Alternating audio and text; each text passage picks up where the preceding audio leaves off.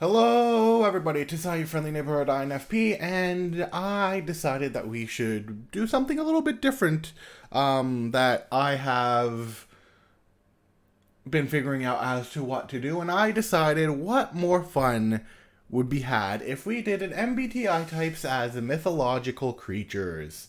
And so, with that being said, I will go over the list of creatures one by one, and we'll go on from there and why I think that type fits that creature and so on and so forth. So, without further ado, ENTP gets the Kitsune. The Kitsunes are obviously most people will know they're fox spirits in Japanese lore, but they're also very mercurial. They're very trickster like.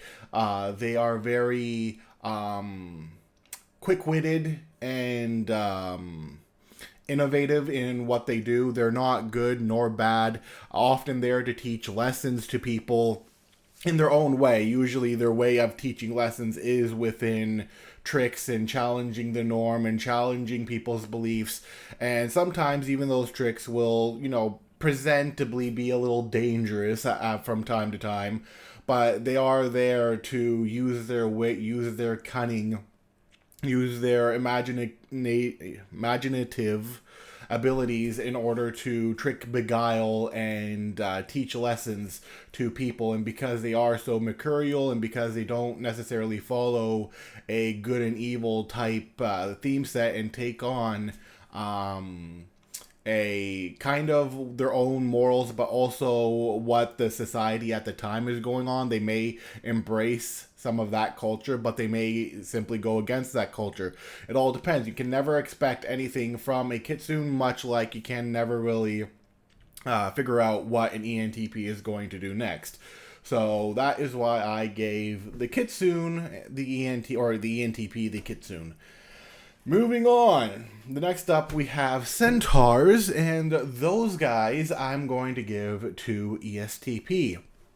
They are, for some of them, like in the Greek story, Chiron was a very smart centaur who taught several different people in Greek mythology and had like a kind of wisdom that most other centaurs during that time didn't have. And then the other part of the centaurs is they can be a bit animalistic. They can be a bit battle ready. They can be like interested in like essentially the five senses and using that to win battles and do the things that they enjoy. Kind of like they were a little bit like the frat boys of Greek mythology, if you think about it. Them and satyrs. We'll get to them soon. So yeah, I'm giving the ESTP because the centaur because of those reasons that they can be smart and wise and teach other people how to do things and figure stuff out like Chiron, but they can also be very battle hardened, very hedonistic, very animalistic in some cases. And so that is going to go into the ESTP because of all of that. Next up, we have the Sphinx, and I'm going to give the Sphinx to the ISTJ. Now, this isn't necessarily to be representative of the Greek Sphinx, but more of the Egyptian Sphinx, known as the Androsphinx. And the interesting part about the Sphinxes via Egyptian and Greek is that Greek is usually female, Egyptian is usually male, but there can potentially be both on both sides. The reason why I am giving them to the ISTJ is because they're often guardians of temples, tombs, gateways to different areas, different worlds potentially. They consume knowledge and wisdom like there's nothing else. They base everything on, or not everything, but like a lot on past experience and things they have learned from their studies, from guarding the tombs, from observing things around them, and they use that along with their intelligence to perform the duty that has been given on to them quite loyally. And so that is, and because they are fairly solitary creatures, that is why I am giving them to the ISTJ. Next up, we have the unicorn. Can you guess which type this is? If you guessed INFJ, you'd be wrong. No, the unicorn gets ISFJ. ISFJ is the unicorn. Reason being, they are known for being healing creatures. They are known for possessing medicinal qualities.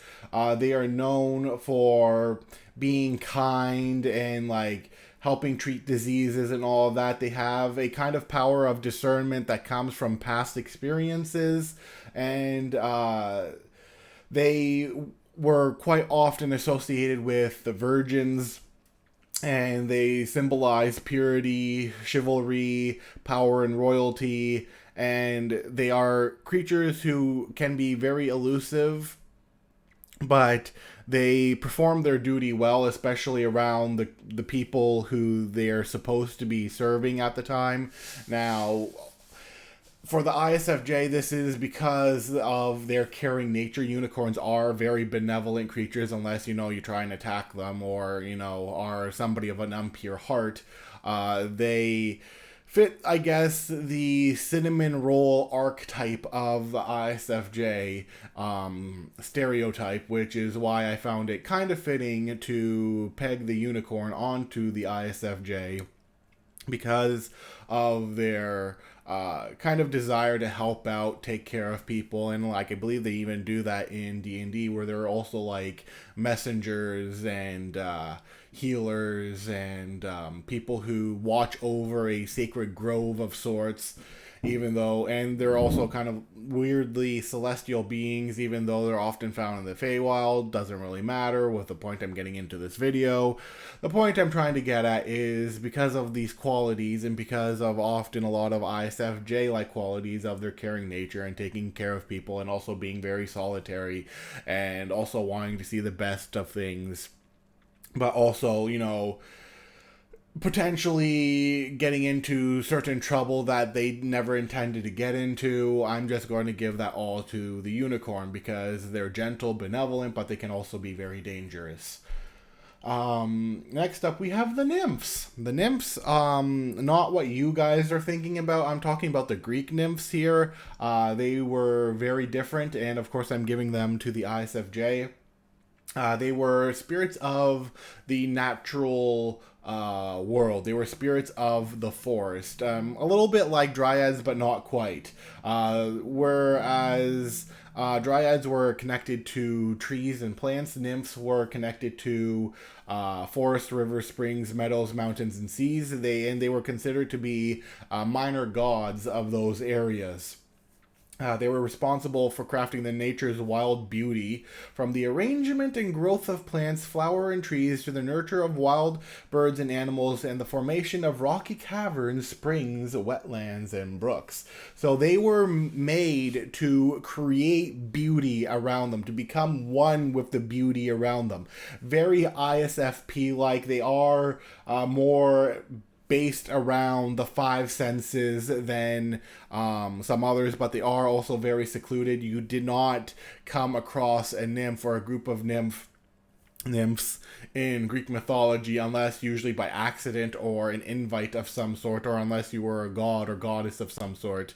For example, Artemis tended to surround herself with various nymphs because, well, in Greek mythology she hated most males.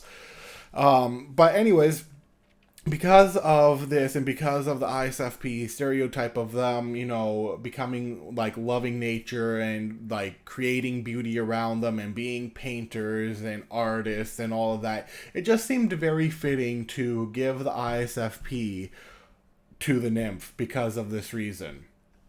Moving right along, we have the satyr. Satyr?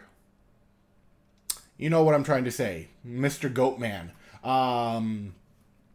These guys are pure hedonistic, fun-loving spirits. They loved roaming the countryside. They were companions of various gods. They loved being around the nymphs. They loved doing performances and entertainment and even tricks and dancing and drinking and a whole lot of hedonistic things and things that they themselves found fun, found right. Now, they could be helpful or they could be tricksterous, but they were often full of what felt right to them at that moment. Does this feel right? Okay, I'm going to go and do this. Does that feel right? Okay, I'm going to go and do this. So it fits that kind of fun loving, energetic, entertainer ESFP stereotype, which is why I gave them to the ESFP.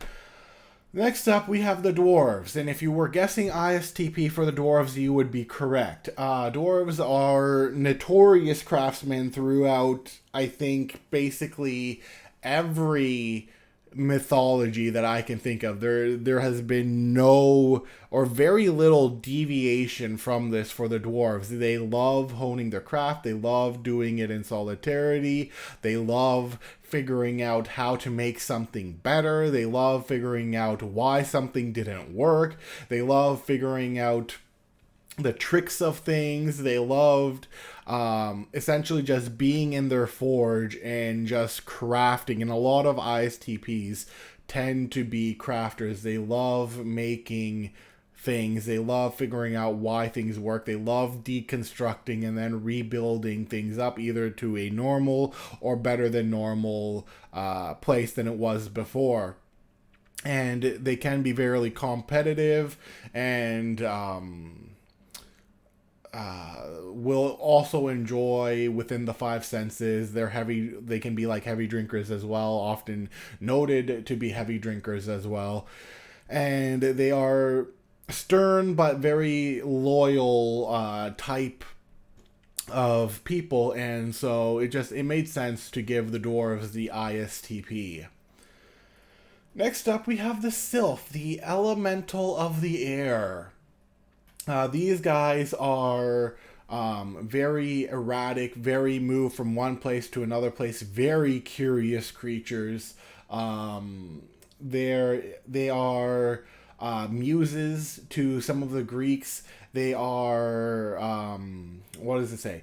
These spirits are said to gather around the mind of the dreamer, the poet, the artist, and inspire him with intimate knowledge of the beauties and workings of nature or the world. Their temperament is mirthful, changeable, and eccentric. The peculiar qualities common to men of genius are supposedly the result of cooperations of Sylph. So in other words, people with high knee intrinsic value were often linked to the Sylph back in those times. Sylphs were very energetic. They inspired people to create things. They gave people ideas. At least that was the idea back then, that the Sylphs were the ones giving people ideas. Sylphs were the one entering the dreams and inspiring you. Sylphs were the ones who were the muses. Sylphs move across the air from one moment to the next, sometimes appearing, sometimes not appearing. And if they do appear, they don't appear for long before moving on to the next exciting thing, which often tends to be a trend I see a lot of from ENFPs, of how they struggle with being fickle and, how they move from one thing to the other with great frequent accuracy. Well, would that be the right word? I'm sticking to it anyways.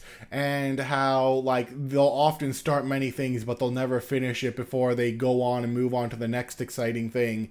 And, ideas upon ideas upon ideas. That was essentially the kind of thing behind the Sylph, and which is why it fits the ENFP. Next up, we have the Feng Huang.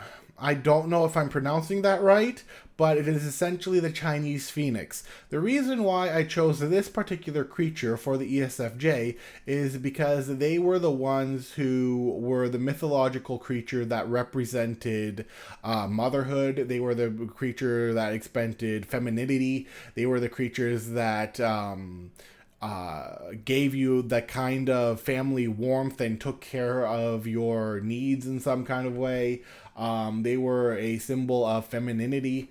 They were often they were as powerful and placed equally next to the dragon of Chinese mythology, and they also were also creatures who were, I guess, worshipped by a lot of Chinese back then, and it kind of fits the ESFJ MO, who has like the caretaker of the group, the mom of the group, the mom friend of the group, the person who's making sure everything is kind of going all right.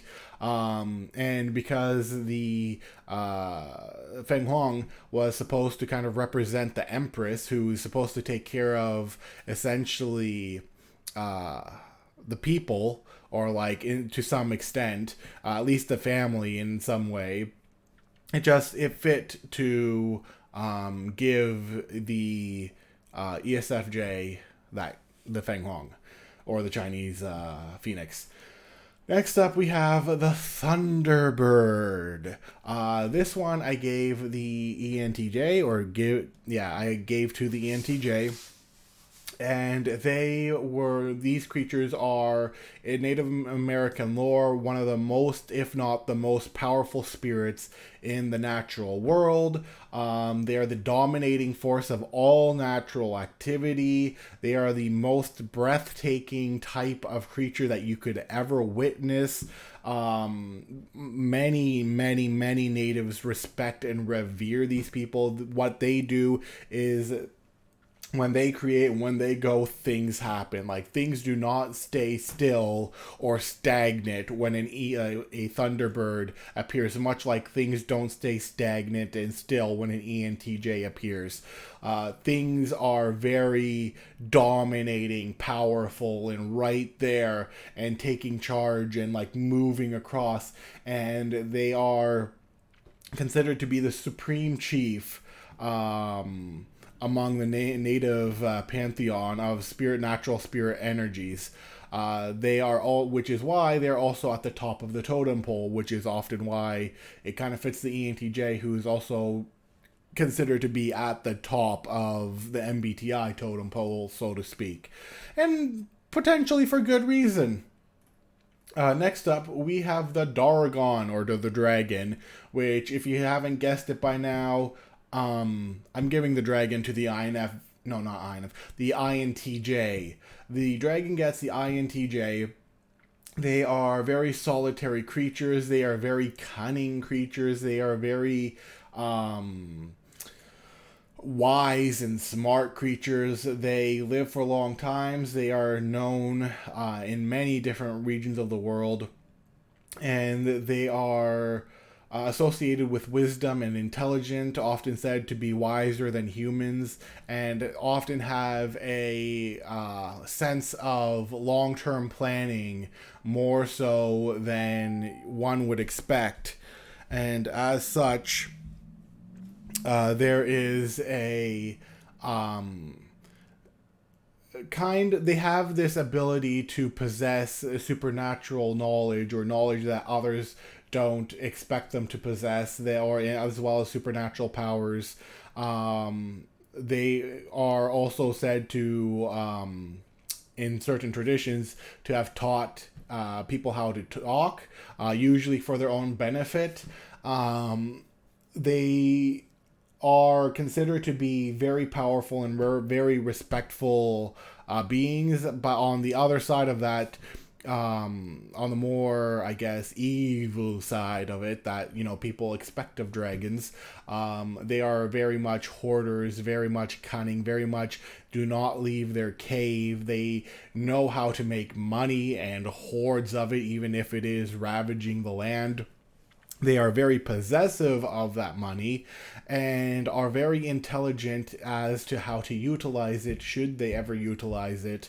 And it seems to fit the entire INTJ MO of having the long-term goals and wisdom as to how to accomplish that, along with the ability to utilize their hoard. Not that you see it happen in a lot of myths, but there are certain stories where a dragon could very easily know how to use his money, which is why they're often considered rich, very secretive. They have a lot of knowledge which they don't easily share, and are typically just seen as very powerful beings. In some cases evil, in some cases good. It depends really where in the world you're looking. Next up, we have the Undine, the next elemental creature, this time of water. And this one I am giving, rightfully so, to the INFP. These are creatures of emotion. These are creatures of water. They are creatures of love and intuitive awareness. They are hard to understand and be comprehended. They're quite mysterious creatures. People can't really get a grasp on them. Often, like how people have said, they can't really get a grasp on INFPs. They can't hold still for too long. They're always going with the flow, and they can't. They always have to be moving. Stillness is for the earth. Water is ever flowing, much like the air. They are known for their emotions. They are known to appealing to them via emotion. They are considered soft, loving, and gentle, but they're also mesmerizing. They prize beauty, ecstasy, love, and compassion, and they enjoy emotion in all its forms. Very much like the INFP, who we embrace our emotions. We embrace who we are with our emotions, and we often ways that a person that can appeal to an INFP, if they can't through logic, it is very easily through emotion, which is why it's fitting to give it to the Undine. Next up, we have the Griffin, and that I'm giving to the ESTJ. The Griffin is known as a legendary creature, often used for a lot of knights, royalty. It's seen as a regal creature known for its intelligence and strength and, I guess, shrewd nature. It is considered the king of the birds, I guess, or I suppose you could say that.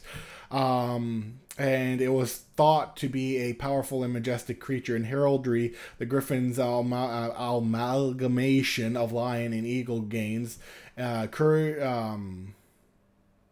amalgamation of lion and eagle gains in courage and boldness, and it's always drawn to fierce monsters.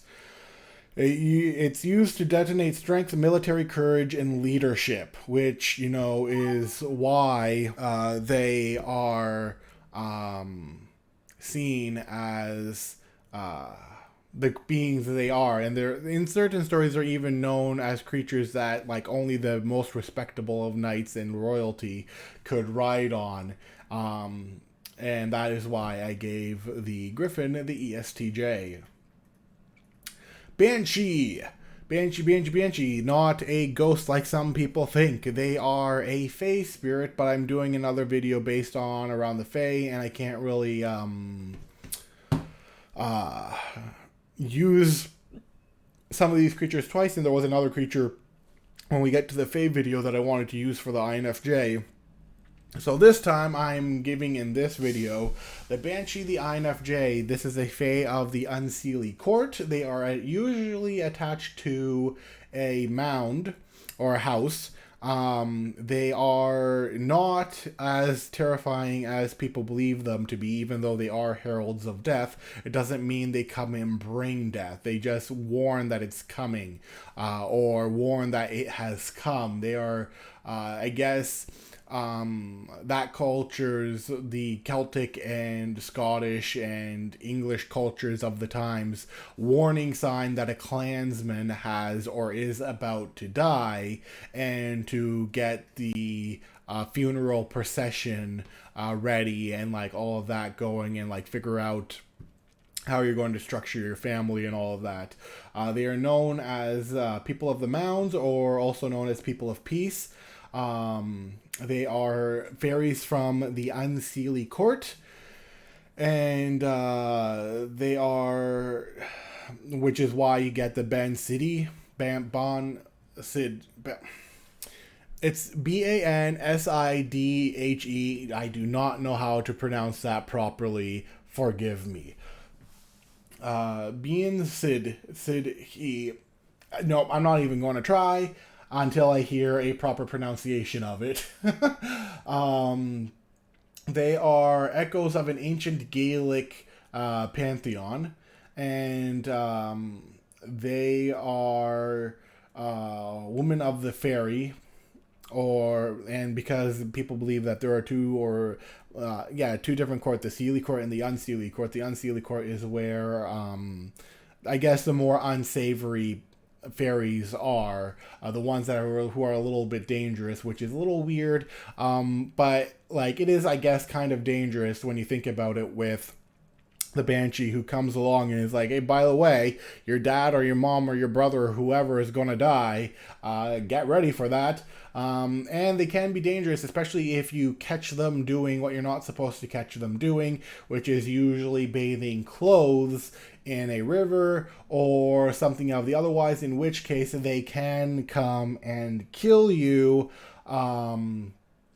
They are both kind of peaceful creatures connected to with a lot of Irish and Scottish clans, but they are also very dangerous creatures if you catch them outside of where you should normally catch them.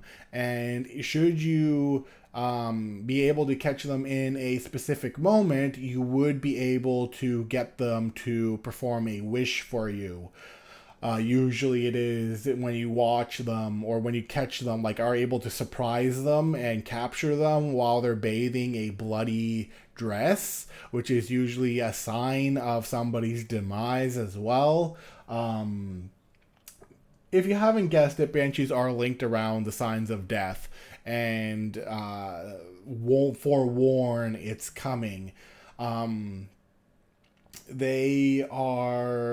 They have three guises. One is a maiden, one is a mother, and one is a wizened witch-like hag. And it always depends on what moment in time you will be encountering which form of the banshee, which of those three forms. And it's usually dressed in white, green, red, or gray. They are seen as powerful spirits casting their spells as queens of the fairies in South Munster. Even though they're not exactly queens of fairies, but they are creatures who are connected to households, who forewarn death, as I've said many times before, who are kind of outside, but also looking inside. Like, they have like the knowledge and the ability to give you things, but they aren't, malevolent spirits either. They're just kind of ethereal and distant fae-like creatures, which is like, with their predictability and being able to see something coming along and all of that, it just seemed fitting to give the INFJ the Banshee. Next up, we have the homunculi. The homunculi I have given to the INTP, and these guys also are kind of connected with the four elementals of Parclesis theories. While they aren't elementals in their own right, they are created beings, usually using parts of the four elements, and they are creatures of artificial life that possess divine wisdom, that are often used by human beings of the time. They are known to be as